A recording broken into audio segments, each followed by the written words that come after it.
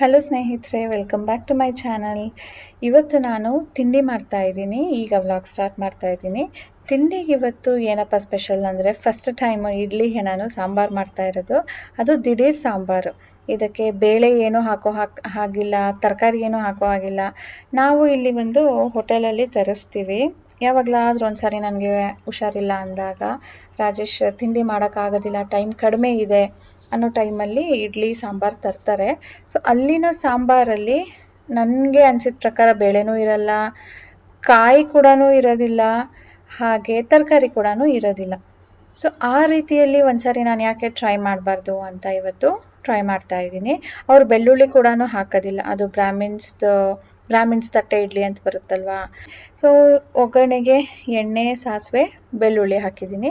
ಅದಕ್ಕೆ ಈರುಳ್ಳಿ ಹಾಕಿದ್ದೀನಿ. ಈರುಳ್ಳಿ ಒಂದು ಚೂರು ಟ್ರಾನ್ಸ್ಲೂಸೆಂಟ್ ಆದ ತಕ್ಷಣವೇ ಇದಕ್ಕೆ ನಾವು ಟೊಮ್ಯಾಟೋನ ಸೇರಿಸ್ಕೊಳ್ಬೇಕು.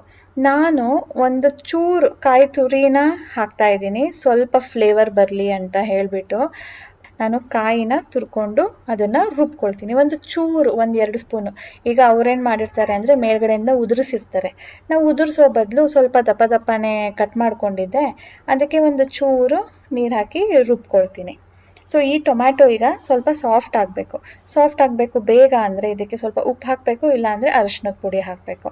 ಹಾಕಿದಾಗ ತುಂಬ ಬೇಗ ಸಾಫ್ಟ್ ಆಗುತ್ತೆ. ಸಣ್ಣ ಉರಿ ಮಾಡಿ ಮುಚ್ಚಿ ಬಿಟ್ಬಿಡಬೇಕು, ಇಲ್ಲ ಒಂಚೂರು ನೀರು ಹಾಕಬೇಕು. ಸೊ ಬನ್ನಿ, ಇವತ್ತಿನ ನಮ್ಮ ದಿನ ಹೇಗಿರುತ್ತೆ ನೋಡೋಣ. ಸೊ ನೀವು ಸಾಂಬಾರು ಹೇಗೆ ಮಾಡ್ತೀರಾ, ತರಕಾರಿ ಎಲ್ಲ ಹಾಕಿ ಮಾಡ್ತೀರಾ ಅಥವಾ ಯಾವ ರೀತಿಯಲ್ಲಿ ಮಾಡ್ತೀರಾ ಅಂತ ತಿಳಿಸಿ. ಇದಕ್ಕೆ ನಾನೀಗ ಸಾಂಬಾರು ಪುಡಿ ಹಾಕ್ತಾ ಇದ್ದೀನಿ. ನಂದು ಸಾಂಬಾರು ಪುಡಿ ಬೇರೆ ಇರುತ್ತೆ, ಚಿಲ್ಲಿ ಪೌಡರ್ ಬೇರೆ ಇರುತ್ತೆ. ಎರಡೂ ಮಿಕ್ಸ್ ನಾನು ಮಾಡಿ ಇಟ್ಕೊಂಡಿಲ್ಲ. ಈಗ ನಾನು ಖಾರದ ಪುಡಿ ಹಾಕ್ತಾ ಇದ್ದೀನಿ. ನಾನು ಸಾಂಬಾರಿಗೆ ಎಷ್ಟು ಹಾಕ್ತೀನೋ ಅಷ್ಟೇ ಹಾಕಿದ್ದೀನಿ ಇದಕ್ಕೂ. ಅದರಲ್ಲಿ ಬೇಳೆ ಹಾಕಿರ್ತೀನಲ್ವಾ, ಸ್ವಲ್ಪ ಥಿಕ್ಕಾಗಿ ಬರುತ್ತೆ, ಕ್ವಾಂಟಿಟಿ ಜಾಸ್ತಿ ಬರುತ್ತೆ. ಇದರಲ್ಲಿ ನಾನು ಬೇಳೆ ಹಾಕಿಲ್ವಲ್ಲ ಅಂದ್ಬಿಟ್ಟು ಸೇಮ್ ಕ್ವಾಂಟಿಟಿಯಲ್ಲಿ ನಾನು ಸಾಂಬಾರು ಪುಡಿನ ಹಾಕ್ಕೊಂಡಿದ್ದೀನಿ. ಟೊಮ್ಯಾಟೊ ಹುಳಿ ಜೊತೆ ನಾನು ಸ್ವಲ್ಪ ಹುಣಸೆಹಣ್ಣು ಹುಳಿನ ಹಾಕ್ಕೊಳ್ತಾ ಇದ್ದೀನಿ. ಹುಣಸೆಹಣ್ಣು ಹುಳಿ ನಿಮ್ಗೆ ಎಷ್ಟು ಬೇಕೋ, ಜಾಸ್ತಿ ಕಡಿಮೆ ಕ್ವಾಂಟಿಟಿ ಮಾಡ್ಕೊಳ್ಬೋದು.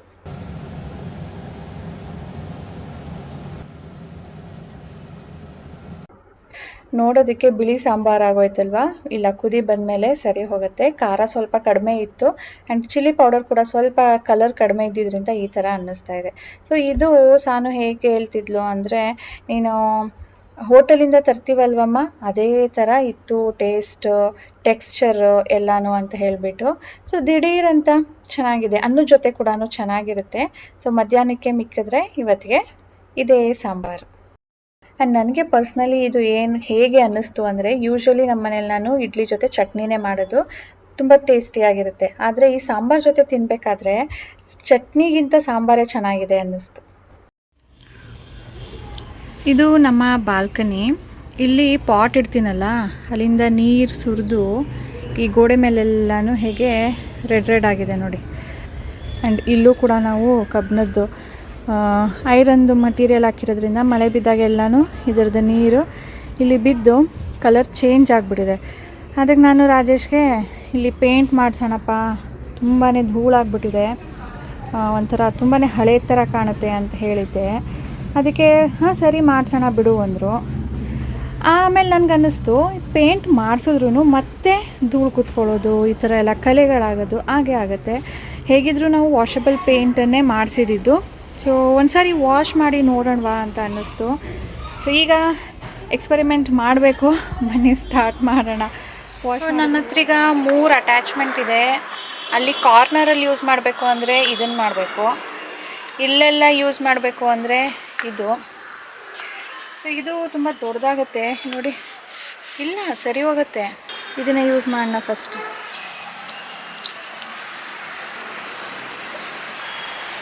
ಸೊ ಇದು ಯೂಸ್ ಮಾಡ್ತಾಯಿದ್ದೀನಿ, ಈಸಿ ಆಗುತ್ತೆ ಅಂದ್ಬಿಟ್ಟು. ಇಲ್ಲ ಅಂದರೂ ನಾನು ಕೈಯಲ್ಲಿ ಉಜ್ಜಬೇಕಾಗುತ್ತೆ. ಇದು 2 ಸ್ಪೀಡ್ ಇರುತ್ತೆ.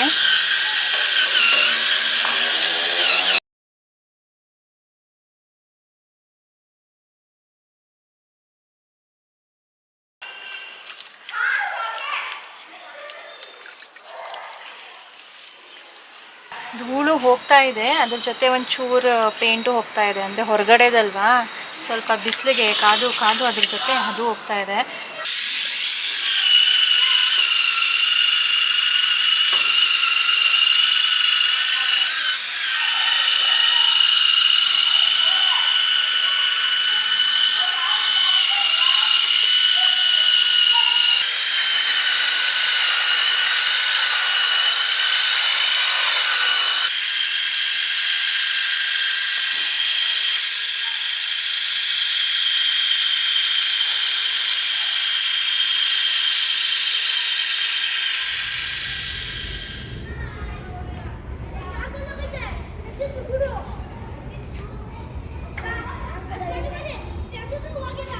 ಇದೆಲ್ಲ ಈ ಕಬ್ಬಿಣದ್ದು, ಸೊ ಅದೆಲ್ಲ ಹೋಗೋದಿಲ್ಲ.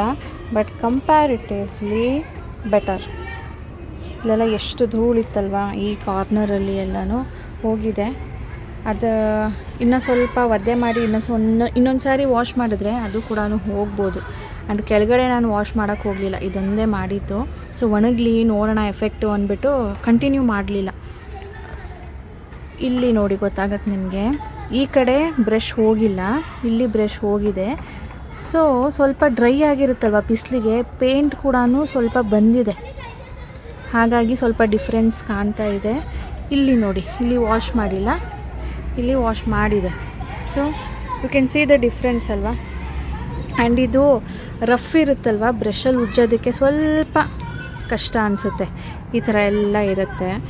ಬಟ್ ಅದರಲ್ಲಿ ಸ್ಪಿನ್ನರ್ ಅಲ್ವಾ, ಅದು ಏನು ಗೊತ್ತಾಗೋದಿಲ್ಲ ನಮಗೆ. ಸೊ ಇಲ್ಲೆಲ್ಲ ಕೂಡ ನಾನು ಟ್ರೈ ಮಾಡ್ಬೋದು. ಸೊ ಚೆನ್ನಾಗಿದೆ ಈ ಥರ ಎಲ್ಲ ಕೆಲಸ ಮಾಡೋದಕ್ಕೆ. ಅದರ ಲಿಂಕ್ ನಾನು ಡಿಸ್ಕ್ರಿಪ್ಷನಲ್ಲಿ ಇಟ್ಟಿರ್ತೀನಿ. ನಿಮ್ಗೆ ಏನಾದರೂ ಇಂಟ್ರೆಸ್ಟ್ ಇದ್ದರೆ, ಈ ಥರ ಎಲ್ಲ ಯೂಸ್ ಮಾಡ್ಬೋದು ಅನ್ನಂಗಿದ್ರೆ ಚೆಕ್ ಮಾಡಿ.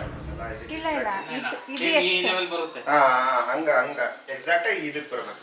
ಇವರು ಕಾರ್ಪೆಂಟರ್ ಸ್ನೇಹಿತರೆ, ನೆನ್ನೆ ಬಂದು ನೋಡ್ಕೊಂಡು ಹೋಗಿ ನಮಗೆ ಕೊಟೇಶನ್ ಕೂಡ ಕೊಟ್ಟಿದ್ರು. ಇವತ್ತು ಫೈನಲ್ ಆಗಿ ಎಲ್ಲ ಕರೆಕ್ಟ್ ಮೆಷರ್ಮೆಂಟ್ ತೊಗೊಂಡು ಹೋಗೋದಕ್ಕೆ ಅಂತ ಬಂದಿದ್ದಾರೆ. ಸೊ ನಾನು ತುಂಬ ದಿನದಿಂದ ಹೇಳ್ತಿದ್ದೆ ಅಲ್ವಾ, ಇಂಟೀರಿಯರ್ ಕೆಲಸ ಮಾಡಿಸ್ಬೇಕು, ವುಡ್ ವರ್ಕ್ ಸ್ವಲ್ಪ ಇದೆ ಅಂತ ಹೇಳಿಬಿಟ್ಟು, ಎಸ್ಪೆಷಲಿ ಕಿಚನಲ್ಲಿ ಲಾಫ್ಟ್ ಮಾಡಿಸ್ಬೇಕು ಅಂತ ಇದ್ದೀನಿ. ಮತ್ತು ಇಲ್ಲೇ ಸ್ವಲ್ಪ ಒಂದು ಸ್ಟೋರೇಜ್ ಯೂನಿಟ್ ಮಾಡಿಸೋಣ. ತುಂಬಾ ಕಡಿಮೆ ಜಾಗ ಇದೆ ನಂದು. ಕಿಚನ್ ಮೊದಲೇ ಚಿಕ್ಕದು, ಅದರಲ್ಲಿ ಕೂಡ ಬಾಕ್ಸಸ್ಗಳು ಕಡಿಮೆ ಇದೆ, ಸಾಮಾನುಗಳು ಈಗ ಜಾಸ್ತಿ ಆಗಿದೆ. ಮೊದಲಾದರೆ ಕಡಿಮೆ ಇತ್ತು ನಾನು ಮನೆಗೆ ಹೊಸದಾಗಿ ಬಂದಾಗ. ಈಗ ಪ್ಯಾಂಟ್ರಿ ಯೂನಿಟ್ ಮಾಡಿಸ್ತಾರಲ್ವಾ, ಆ ಥರ. ಆ ಪ್ಯಾಂಟ್ರಿ ಯೂನಿಟ್ ಅಂದರೆ ಅದರಲ್ಲಿ ಅಡುಗೆಗೆ ಬೇಕಾಗಿರೋವಂಥ ಸಾಮಾನುಗಳನ್ನ ಇಟ್ಕೊಳ್ತಾರೆ. ಬಟ್ ನನಗೆ ಪ್ಯಾಂಟ್ರಿ ಯೂನಿಟ್ ಥರ ಒಂದು ಬಾಕ್ಸ್ ಬೇಕು, ಬಟ್ ಅದರಲ್ಲಿ ನಾನು ದೊಡ್ಡ ಸಾಮಾನು ಇಡ್ತೀನಿ, ಚಿಕ್ಕ ಪ್ಯಾಂಟ್ರಿ ಐಟಮ್ಸ್ ಇಡೋದಿಲ್ಲ ಅಂತ ಹೇಳಿ ಅದೊಂದನ್ನು ಮಾಡಿಸ್ತಾ ಇದ್ದೀನಿ. ಮತ್ತು ಮೇಲ್ಗಡೆ ಫುಲ್ಲು ಲಾಫ್ಟ್. ನಾನು ರೀಸೆಂಟಾಗಿ ಐಕಿಯಾಗೂ ಹೋಗಿದ್ದೆ, ಅಲ್ಲಿ ಕೂಡ ತೊಗೊಳೋದಕ್ಕೆ ಟ್ರೈ ಮಾಡಿದೆ. ಅಂದರೆ ಯಾರೂ ನನಗೆ ಮನೆಗೆ ಬಂದು ಕಾರ್ಪೆಂಟರ್ಗಳು ಮಾಡಿಕೊಡ್ತಾ ಇಲ್ವಲ್ಲ, ರೆಡಿನೇ ತೊಗೊಂಡ್ಬಿಡೋಣ ಅಂತ ಐಕಿಯಾಲು ಟ್ರೈ ಮಾಡಿದ್ದೆ. ಬಟ್ ಐಕಿಯಲ್ಲಿ ಲಾಫ್ಟ್ಗಳೆಲ್ಲ ಸಿಗೋದಿಲ್ಲ. ಪ್ಯಾಂಟ್ರಿ ಯೂನಿಟ್ ಥರ, ಕ್ರಾಕರಿ ಯೂನಿಟ್ ಥರ, ಬುಕ್ ಶೆಲ್ಫು, ಡ್ರಾವರ್ಸು ಸಿಗುತ್ತೆ, ಆದರೆ ಕ್ಯಾಬಿನೆಟ್ಸು ಆ ಥರದ್ದೆಲ್ಲ ಸಿಗೋದಿಲ್ಲ. ಅದಕ್ಕೆ ನಾವು ಕಾರ್ಪೆಂಟರ್ಗೇ ಕಾಯಬೇಕು. ಬಟ್ ನನಗೆ ಅವತ್ತು ಐಕಿಯಾದಲ್ಲಿ ನನಗೆ ಬೇಕಾಗಿರೋ ಥರನೂ ಎಕ್ಸಾಕ್ಟ್ ಸಿಗಲಿಲ್ಲ. ಈಗ ಫೈನಲಿ ಕಾರ್ಪೆಂಟರ್ ಸಿಕ್ಕಿದ್ದಾರೆ. ಸೊ ಅವ್ರಿಗೆ ಲಾಫ್ಟ್ ಮಾಡೋದಕ್ಕೆ ಹೇಗೆಲ್ಲ ಮಾಡಬೇಕು ಅಂತ ತಿಳಿಸ್ತಾ ಇದ್ದೀನಿ. ನಮಗೆ 3 ಕಡೆನೂ ಬೇಕಿದ್ರೆ ಮಾಡಿಕೊಡ್ತೀನಿ ಯು ಶೇಪಲ್ಲಿ ಅಂದರು. ಅದು ಸ್ವಲ್ಪ ಇಕ್ಕಟ್ಟು ಅನಿಸುತ್ತೆ, ಬೇಡ ಎಲ್ ಶೇಪಲ್ಲಿ ಮಾಡಿ ಅಂತ ಹೇಳ್ತಾ ಇದ್ದೀನಿ. ಮೊದಲು ಜಸ್ಟ್ ಫ್ರಂಟ್ ಮಾಡಿಸೋಣ ಅಂದ್ಕೊಂಡಿದ್ದೆ. ಆ ಚಿಮ್ನಿದು ಕವರ್ ಆಗಬೇಕು, ಚಿಮ್ನಿ ಕಾಣಬಾರ್ದು, ಅಲ್ಲಿ ಸ್ವಲ್ಪ ಸ್ಟೋರೇಜು ಸಿಗುತ್ತಲ್ಲ ಅಂತ ಹೇಳ್ಬಿಟ್ಟು. ಆಮೇಲೆ ಬೇಡ ಈ ಕಡೆನೂ ಮಾಡಿಸೋಣ, ಇನ್ ಫ್ಯೂಚರ್ ಎಕ್ಸ್ಟ್ರಾ ಏನಾದರೂ ಸಾಮಾನಾದರೂ ಅಲ್ಲಿ ಇಟ್ಕೊಳ್ಬೋದು ಅಂತ. ಕಿಚನಲ್ಲಿ ಒಂದು 3-4 ಕೆಲಸ ಇದೆ. ಒಂದು ಈ ಓವನ್ ಮೇಲೆ ಒಂದು ಬಾಕ್ಸ್ ಮಾಡಿಸ್ತಾ ಇದ್ದೀನಿ, ಅದ್ರ ಪಕ್ಕ ಒಂದು ದೊಡ್ಡದು ಸ್ಟೋರೇಜ್ ಯೂನಿಟ್, ಒಂದು ಲಾಫ್ಟ್, ಒಂದು ಶೆಲ್ಫ್ ಮಾಡ್ಕೊಡಿ ಅಂತ ಹೇಳ್ತಾ ಇದ್ದೀನಿ. ಅದು ಎಲ್ಲಿಡೋದು? ಅದು ಮೇಲೆ ಬೇಡ, ಅದು ಹೊರಗಡೆ ಕಾಣಬಾರ್ದು, ಹಿಂದೆ ಇಟ್ಬಿಡಿ. ನಮ್ಗೆ ಎಲ್ಲೂ ವೈರ್ಗಳು ಕಾಣಬಾರ್ದು. ಅಲ್ಲೈತಲ್ಲ ನಮಗೆ ಪಾಯಿಂಟು, ಅಲ್ಲಿಂದ ಇದು ಮಾಡ್ಬಿಡ್ತೀವಿ. ಅಲ್ಲಿಂದ ಜಾಯಿನ್ ಮಾಡ್ಕೊಂಡು ಪಾಯಿಂಟ್ ಈ ಲೈಟ್ಗೆ ಇದಕ್ಕೆ ಇದು ಮಾಡ್ಕೊಂಡ್ರೆ ಆಯ್ತು. ಓಕೆ, ಇದು 3 ಅಲ್ಲಿಗೆ ಜಾಯಿನ್ ಮಾಡಿ. ಇದನ್ನು 3 ಇಂಚ್ ಬಿಟ್ಟು 4 ಇಂಚ್ ಬಿಟ್ಟು ಹಾಕ್ಬಿಡ್ತೀನಿ. ಇದನ್ನು ಸೇಮ್ ಮಾಡ್ಬಿಡ್ತೀನಿ ಇಲ್ಲಿ. ಯಾಕಂದ್ರೆ ಅಲ್ಲಿಂದ ನಾವು ಹಾಕಿ ವೈರ್ ತಗೊಳ್ಬೇಕು ಒಂದೇ, ಇಲ್ಲಾಂದ್ರೆ ಅಲ್ಲಿ ಹಿಂದೆ ಹೋಗ್ಬಿಟ್ರೆ ಅದು ವೈರ್ ಕಾಣುತ್ತೆ. ಹೌದು, ನಮ್ಗೆ ಎಲ್ಲೂ ವೈರ್ ಕಾಣಬಾರ್ದು. ಅದು ಒಂದೇ ಸಮ ಇದು ಕೆಳಗಡೆ ಮಾಡ್ಬಿಡ್ತೀನಿ, ಇದು 3 ಸೆಟ್ ಮಾಡ್ಬಿಡ್ತೀನಿ. ಇಲ್ಲಿ ಒಂದು ಕ್ರಾಕರಿ ಯೂನಿಟ್ ಮಾಡಿಸ್ತಾ ಇದ್ದೀನಿ. ಇಲ್ಲಿ ಮಾಡಿಸೋದು ರಾಜೇಶ್ಗೆ ಇಷ್ಟ ಇರಲಿಲ್ಲ, ಓಡಾಡೋದಕ್ಕೆ ಕಷ್ಟ ಆಗುತ್ತೆ ಕಣೋ, ಬರೋದಕ್ಕೆ ಹೋಗೋದಕ್ಕೆ ತಗ್ಲತ್ತೆ ಅಂತ, ಜಾಗ ಚಿಕ್ಕದಾಗ್ಬಿಡುತ್ತೆ, ಸ್ಪೇಷಿಯಸ್ ಅನ್ಸಲ್ಲ ಅಂತ. ಬಟ್ ಈಗ ಗ್ಲಾಸ್ ಐಟಮ್ಸ್ ಎಲ್ಲ ಎಲ್ಲಿಡ್ತೀರಾ, ಅದು ಇಡೋದಕ್ಕೆ ನನಗೆ ಸ್ಪೇಸೇ ಇಲ್ವಲ್ಲ, ಚಿಕ್ಕದಾಗಿ ಮಾಡಿಸ್ಕೊಳ್ತೀನಿ ಅಂದ್ಬಿಟ್ಟು ಜಾಸ್ತಿ ದೊಡ್ಡದಿಲ್ಲ. ಮಾಡೋ ಹಾಗಿದ್ರೆ ಆ ವಾಲ್ ಫುಲ್ ಮಾಡ್ಬೋದಿತ್ತು, ಬಟ್ ಸ್ವಲ್ಪ ರೂಮ್ಗೆ ಹೋಗೋದಕ್ಕೆ ಬರೋದಕ್ಕೆ ಕಷ್ಟ ಆಗುತ್ತೆ ಅಂದ್ಬಿಟ್ಟು ಅರ್ಧ ಮಾಡಿಸ್ತಾ ಇದ್ದೀನಿ. ಪಿಂಕ್ ಅಲ್ಲಿ ಬರುತ್ತಾ ಇದು? ಬರುತ್ತೆ. ಅದೇ ನನ್ನ ಮಗಳದ್ದು ಶೆಲ್ಫ್ ಅದು. ಅದು ಪಿಂಕ್ ಬೇಕು ಅಂತಿದ್ದೆ ನಾನು. ಆ ಬುಕ್ ಶೆಲ್ಫ್ಗೆ ಮೇಲ್ಗಡೆ ಓಪನ್ ಇರುತ್ತಲ್ವಾ, ಅದೂ ಸ್ವಲ್ಪ ಕರ್ವ್ ಮಾಡೋಕ್ಕಾಗತ್ತಾ 2 ಸೈಡು? ಈಗ ಒಂದು ರೂಮಲ್ಲಿ ಬುಕ್ ಶೆಲ್ಫ್ ಇಲ್ಲ, ಅಂದರೆ ಸಾನುಗೆ ಬುಕ್ಸ್ಗಳು ಹಾಗೆ ಆರ್ಟ್ ಆ್ಯಂಡ್ ಕ್ರಾಫ್ಟ್ ಮಟೀರಿಯಲ್ಸು ಅವಳು ತುಂಬಾ ಪೈಲಪ್ ಮಾಡಿದ್ದಾಳೆ ಒಂದು ಟೇಬಲ್ ಮೇಲೆ. ಅದಕ್ಕೆ ಅದು ಅಷ್ಟೊಂದು ಚೆನ್ನಾಗಿ ಕಾಣ್ತಾ ಇಲ್ಲ, ಒಂದು ಶೆಲ್ಫ್ ಮಾಡಿಸ್ಬಿಡೋಣ ಅಂತ ಅಂದ್ಕೊಂಡು ಈಗ ಅದನ್ನು ಡಿಸ್ಕಸ್ ಮಾಡ್ತಾ ಇದ್ದೀನಿ. ನೆನ್ನೆ ಬಂದು ಅವರು ಎಲ್ಲ ನೋಡಿಕೊಂಡು ಏನೇನು ಮಾಡಬೇಕು ಅಂತ ಕೊಟೇಶನ್ ಕೊಟ್ಟಿದ್ರು. ಸೊ ಕೊಟೇಶನ್ ಓಕೆ ಅಂತ ಹೇಳಿದ್ದಕ್ಕೆ ಇವತ್ತು ಬಂದು ಫಾರ್ಮಿಕಾದು ಬುಕ್ ಕೊಟ್ಬಿಟ್ಟು ನೀವು ಸೆಲೆಕ್ಟ್ ಮಾಡಿ ಹೇಳಿ ಅಂತ ಇವತ್ತು ಫೈನಲೈಸ್ ಸ್ಪೆಸಿಫಿಕೇಷನ್ಸ್ ಮೈನ್ಯೂಟ್ ಡೀಟೇಲ್ಸ್ ಇರುತ್ತಲ್ವ ಅದನ್ನೆಲ್ಲನೂ ಹೇಳೋದಕ್ಕೆ ಅಂದ್ಬಿಟ್ಟು ಕರೆಸಿದ್ವಿ. ಸೊ ತುಂಬ ದಿನಗಳಾದಮೇಲೆ ನಮಗೊಬ್ಬರು ಸಿಕ್ಕಿದ್ದಾರೆ ಇಂಟೀರಿಯರ್ ಮಾಡಿಕೊಡ್ತೀವಿ ಅಂತ ಹೇಳಿಬಿಟ್ಟು ನಾವು ಈ ಕೆಲಸನ ಲಾಸ್ಟ್ ಇಯರ್ ಅಲ್ಲ ಬಿಫೋರ್ ಲಾಸ್ಟ್ ಇಯರ್ ಡಿಸೆಂಬರಿಂದ ಅಂದರೆ ಈ ಡಿಸೆಂಬರ್ ಬಂದರೆ 2 ವರ್ಷ ಆವಾಗಲಿಂದನೂ ಪ್ರಯತ್ನ ಮಾಡ್ತಾನೇ ಇದ್ವಿ. ಒಬ್ಬೊಬ್ರಿಗೂ ಅವರು ಇಲ್ಲಿ ಯಾರಿಗಾದ್ರೂ ಮನೇಲಿ ಏನಾದರೂ ಮಾಡೋಕ್ಕೆ ಬಂದಿರ್ತಾರಲ್ವ ಅವ್ರನ್ನ ಕರೆಸಿ ಅವ್ರಿಗೆ ತೋರಿಸಿ ಈ ಥರ ಮಾಡಬೇಕು ಈ ಥರ ಮಾಡಿಕೊಡ್ತೀರಾ ಅಂದಾಗ ಕೆಲವೊಬ್ಬರು ಅಂದರೆ ಎಲ್ಲ ನೋಡಿಕೊಂಡು ಕೊಟೇಶನ್ ಕೊಡ್ತಾಯಿದ್ರು. ಕೆಲವೊಬ್ಬರಂತೂ ನಾವು ಫೋನ್ ಮಾಡಿದ್ರೂ ಎತ್ತುತ್ತಾ ಇರಲಿಲ್ಲ. ಈ ಥರ 2-3 ಜನಕ್ಕೆ ಆಗಿದೆ. ಸೊ ನೆನ್ನೆ 3 ಜನನ ನಾವು ಕಾಂಟ್ಯಾಕ್ಟ್ ಮಾಡಿದ್ದು, ನೆನ್ನೆ ಅಲ್ಲ ಮೊನ್ನೆ. 3 ಜನದಲ್ಲಿ ಇವರೊಬ್ಬರೇ ನೋಡಿ ಬಂದಿರೋದು. ಪಾಪ ಬಂದು ತಕ್ಷಣವೇ ನೋಡಿ ತಕ್ಷಣಕ್ಕೇ ಕೊಟೇಶನ್ ಕೊಟ್ಟು ಮತ್ತೆ ಇವತ್ತು ಬೆಳಿಗ್ಗೆ ಬನ್ನಿ ಫೈನಲ್ ಮಾಡಿಬಿಡೋಣ ಅಂತ ಹೇಳಿದ್ದಕ್ಕೆ ಬಂದರು. ಸೊ ಈ ಥರ ರೆಸ್ಪಾನ್ಸ್ ಕೊಟ್ಟಾಗ ನಮಗೂ ಕೂಡ ಸ್ವಲ್ಪ ಹೆಚ್ಚಿಗೆ ಆದರೂ ಪರವಾಗಿಲ್ಲ, ಈ ಥರ ಜೆನ್ಯೂನ್ನಾಗಿ ಫಾಲೋ ಅಪ್ ಮಾಡಿಕೊಡ್ತಾರಲ್ಲ ಅಂತ ಖುಷಿ ಆಗುತ್ತೆ. ಕೊಟೇಶನ್ ಕೊಡೋದಿರಲಿ, ಫೋನು ಎತ್ತೋದಿಲ್ಲ, ಆ ಥರ ಮಾಡ್ತಾರೆ. ಸೊ ನಮಗೂ ಬೇಜಾರಾಗ್ಬಿಟ್ಟು ಸ್ವಲ್ಪ ದಿನ ಮಧ್ಯ ಗ್ಯಾಪ್ ಕೊಟ್ಬಿಡ್ತಾ ಇದ್ವಿ, ಹೋಗಿ ಯಾರೂ ಬರ್ತಾ ಇಲ್ಲ ಮಾಡೋದಕ್ಕೆ ಅಂತ. ಬಟ್ ಕೆಲಸ ಪೆಂಡಿಂಗ್ ಹಾಗೆ ಇದ್ಬಿಡುತ್ತೆ.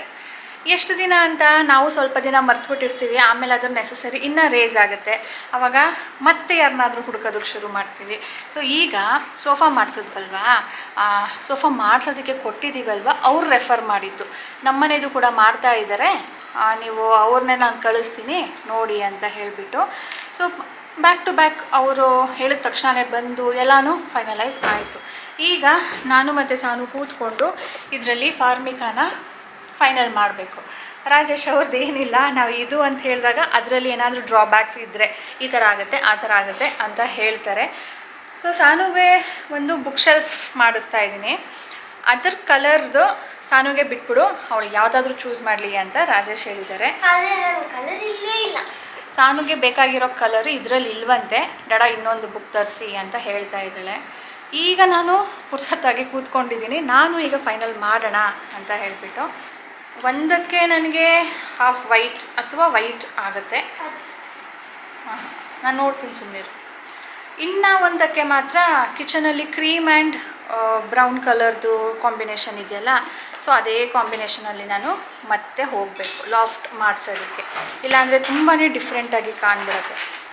ನಮ್ಮ ಸಾನು ಫ್ರೆಂಡ್ ಬಂದಳು ಈಗ, ಬಾಯ್ ಬಾಯ್.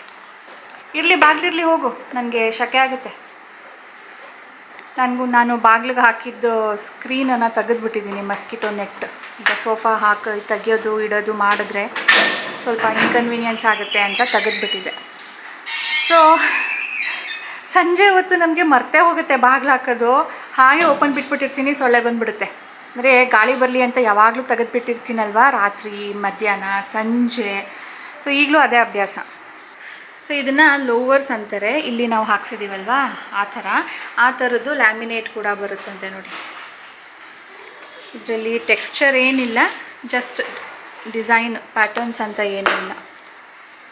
ಎಲ್ಲನೂ ಶೈನಿ ಏನಂತಾರೆ ಇದಕ್ಕೆ, ಗ್ಲಾಸಿ ಫಿನಿಶ್. ಇದು ಮ್ಯಾಟ್ ಫಿನಿಶ್, ಚೆನ್ನಾಗಿದೆ ಅಲ್ಲ ಇದು ಹಿಂದ್ಗಡೆ ಹಾಕ್ಸೋದಕ್ಕೆ. So all these are plain. ಇದು ಪಿಂಕ್ ಇದೆ, ತುಂಬಾ ಡಾರ್ಕ್ ಆಗುತ್ತೆ ಇದು. ನಾನು ಸಾನುನೇ ಹೇಳಿದ್ಲು, ಮಮ್ಮ ಇದು ಡಾರ್ಕ್ ಆಗುತ್ತೆ, ಬೇಡ ನಂಗೆ ಲೈಟ್ ಬೇಕು ಅಂತ ಹೇಳ್ಬಿಟ್ಟು. ಸೊ ಇದು ಫುಲ್ ವೈಟ್ ಇದೆ, ನನಗೆ ಇದೇನು ಇಷ್ಟ ಆಗಲಿಲ್ಲ. ಇದು ಮ್ಯಾಟ್ ಫಿನಿಶ್, ಬಟ್ ದೂರದಿಂದ ನೋಡೋದಕ್ಕೆ ಎಲ್ಲ ಸೇಮ್ ಅನಿಸುತ್ತೆ. ಇದು ನೋಡಿ, ಸೆಮಿ ಮ್ಯಾಟ್, ಮ್ಯಾಟ್, ಗ್ಲಾಸಿ, ಒಂದೇ ಡಿಸೈನಲ್ಲಿ 3 ಥರ ಇದೆ.